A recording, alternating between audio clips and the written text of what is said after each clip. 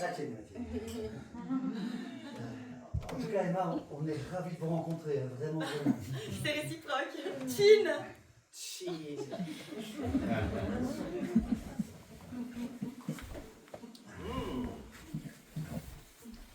Et donc, qu'est-ce que je peux leur demander en évitant le sujet de leur rencontre? Depuis combien de temps ils se connaissent? Ben non, c'est presque la même question. Et ça va ramener Laurent sur le tapis. Non, il faut absolument que je trouve un sujet neutre. Qu'est-ce que tu connais comme sujet neutre? Et donc, comment dire... vite, une idée. Et Isabelle qui me regarde sans rien dire. Bon ben, enchaîne sur n'importe quoi, enchaîne. Pourquoi elle m'a dit que c'était sexy, un homme qui cuisine? Mais c'est ce qu'il a dit. Ou alors j'ai mal entendu. Je me demande comment cet enfoiré a fait pour la séduire. Qu'est-ce qu'il a de plus que moi? Du charme? Peut-être. Moi aussi j'en ai du charme. Tu disais... Non, je disais, et donc finalement, comment dire... alors d'accord, il gagne bien sa vie. Hein. Il peut offrir des bouteilles de vin qui valent une fortune, des voyages en Italie et tout le tralala. C'est très bien. Je suis content pour lui. Mais c'est quand même pas ça qui fait la différence. Hein? Et d'ailleurs, moi aussi j'ai réussi.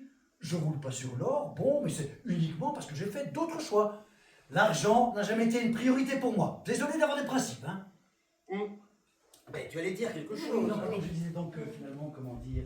qu'est-ce qui me prend aussi de commencer des phrases à rallonge sans savoir ce que je veux dire? Quelle idée formidable ce dîner. C'est cette réflexion qui me perturbe. Elle sait très bien que Patrick serait incapable de faire même un œuf au plat. Il a lui-même sous-entendu. Il a dit que ce serait au-dessus de ses forces. Alors pourquoi me dire que c'est sexy, un homme qui cuisine? Pour me provoquer, c'est ça. Pour me déstabiliser. Mais désolé, mais avec moi ça ne marche pas. Oh, Daniel, ça va? Tout va bien? Pardon, je disais donc finalement, comment dire, vous vivez ensemble.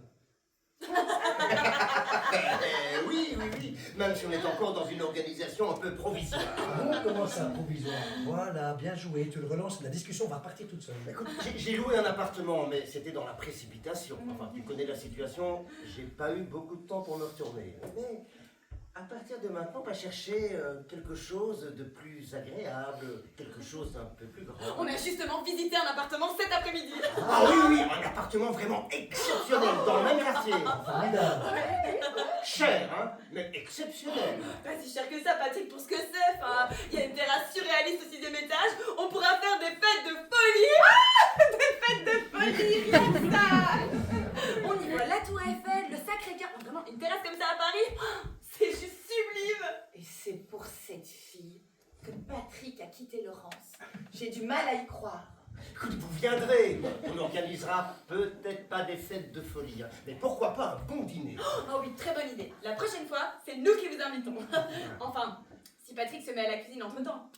Elle recommence. Devant mon ami, devant ma femme. Sinon, la politique américaine, quelqu'un a suivi la politique américaine tellement. Juste pour savoir. Non, personne.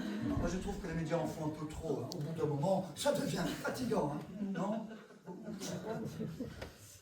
Bon, on s'est croisés dans une salle d'attente, si tu veux tout savoir. Dans une salle d'attente.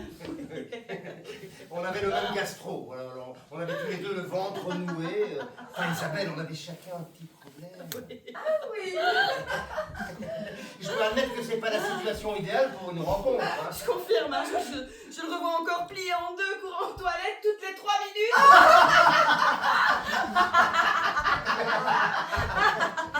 Bon, on va peut-être pas en faire toute une histoire non plus, hein, rentrer dans les détails. Hein. En tout cas, je l'avais remarqué parce que c'était pas la première fois qu'elle avait rendez-vous juste avant moi et voilà, je l'ai accosté dans la salle d'attente. Mais pourquoi tu voulais pas nous le dire? Il voulait rien nous dire. Non, mais c'est juste que c'est pas très glamour, hein, la salle d'attente d'un gastro. Oh, au contraire, moi je trouve ça très romanesque.